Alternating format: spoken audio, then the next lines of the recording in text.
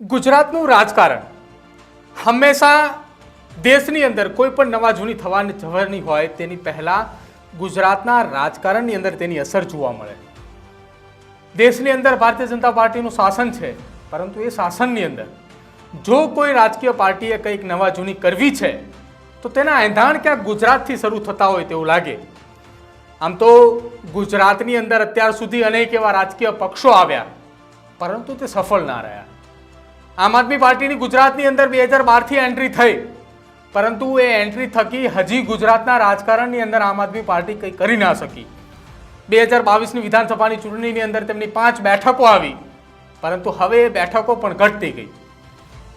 ત્યારે ગુજરાતના રાજકારણની અંદર ફરી એક વખત નવા જૂનીના સંકેતો એટલા માટે દેખાયા કે રાજકારણમાં શંકરસિંહ બાપુ સક્રિય થયા.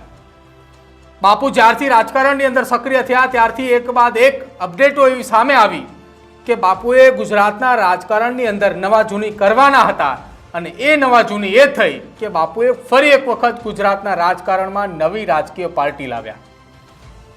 બાપુ અત્યાર સુધી અનેક એવી રાજકીય પાર્ટી લાવ્યા અને પોતાના સ્વાર્થ માટે એ રાજકીય પાર્ટીનો અલગ અલગ રાજકીય પાર્ટી સાથે વિલય પણ થયો, અને જે રાજકીય પક્ષની અંદર તેમને વિલય કરાવ્યો એ પક્ષની અંદર તેમની મહત્વાકાંક્ષા સંતોષાય ત્યાં સુધી તેઓ રહ્યા.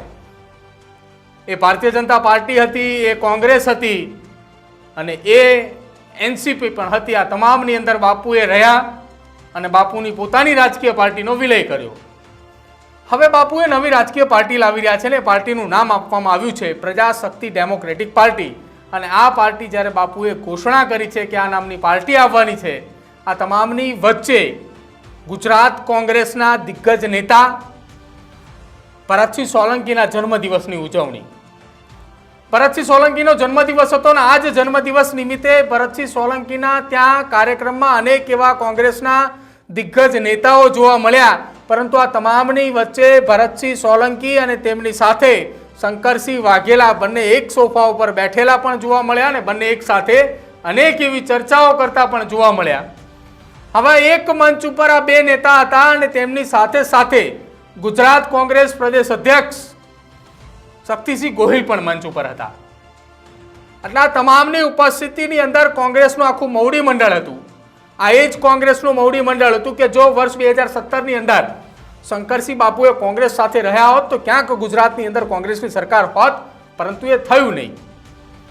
અહીંયા એ પેલી કહેવત સાર્થક એટલા માટે કહી શકાય કે જ્યારે જ્યારે ગુજરાતના રાજકારણની અંદર શંકરસિંહ બાપુએ કોઈ મહત્વનું પદ લેવાના હોય ત્યારે ભરતસિંહ તેમને સામે ઊભા હતા, અને જ્યારે ભરતસિંહને કોઈ રાજકીય મહત્વાકાંક્ષાવાળું પદ લેવાનું થયું કોંગ્રેસની અંદર તો ત્યારે શંકરસિંહ બાપુ તેમની સામે ઉપસ્થિત હતા. અને આખું આ રાજકારણ એ ગુજરાતની જનતા જાણી રહી છે. પરંતુ તેમ છતાંય હવે જ્યારે ભરતસિંહ સોલંકીના જન્મદિવસની ઉજવણી થઈ રહી છે, ભરતસિંહ સોલંકી એ છેલ્લા કેટલાક સમયથી ગુજરાતના રાજકારણમાં ન હતા, કેમ કે તેમને મહત્વનું પદ એ જમ્મુ કાશ્મીરના પ્રભારી તરીકે આપવામાં આવ્યું હતું, અને ત્યાં એલાયન્સની સરકાર છે તે બની, સફળતાપૂર્વક કોંગ્રેસને સારી એવી સીટો પણ ત્યાં અપાવી, અને હવે ભરતસિંહ સોલંકી ગુજરાત પરત ફરી રહ્યા છે.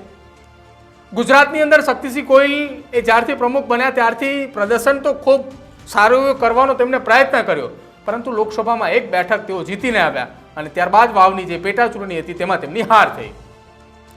એટલે હવે ગુજરાતના રાજકારણની અંદર ભરતસિંહ જ્યારે સક્રિય થવા જઈ રહ્યા છે અને તે સક્રિયતાની વચ્ચે શંકરસિંહ બાપુએ નવા રાજકીય પાર્ટીની લઈને મેદાને છે.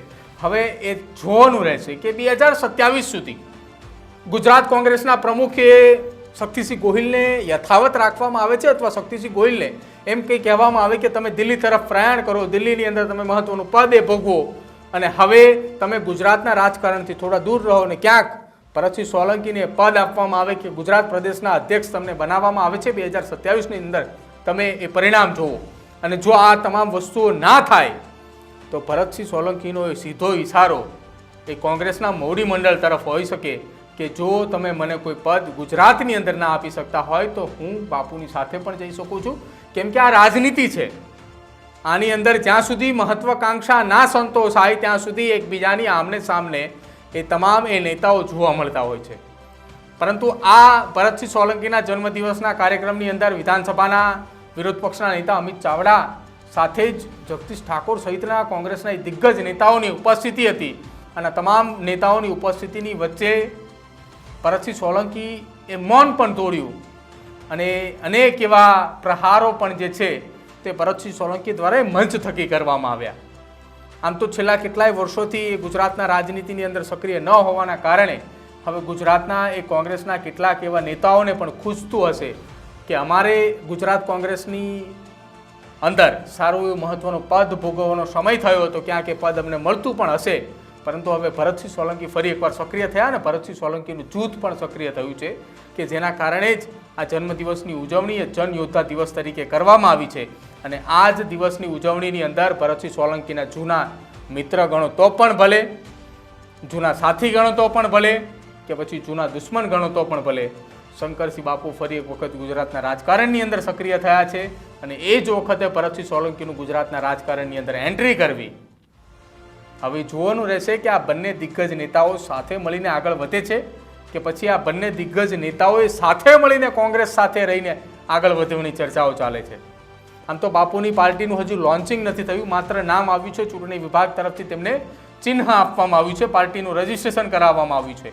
અનેક વખત એવું બન્યું છે કે બાપુએ રાજકીય પાર્ટીની શરૂઆત કરાવી છે, પાર્ટીનું નામની ઘોષણા કરી, ચુનાવનું ચિહ્ન પણ તેમને મળે છે, પરંતુ ત્યારબાદ એ પાર્ટીએ બાપુનું મહત્વાકાંક્ષા સંતોષા જતા તે રાજકીય પાર્ટી મોટી જેની અંદર વિલય થાય છે તેમાં મહત્વાકાંક્ષાનું પદ મળે અને ત્યારબાદ એ પાર્ટીનું વિલય કરીને બાપુ તેમની સાથે કામ કરે છે.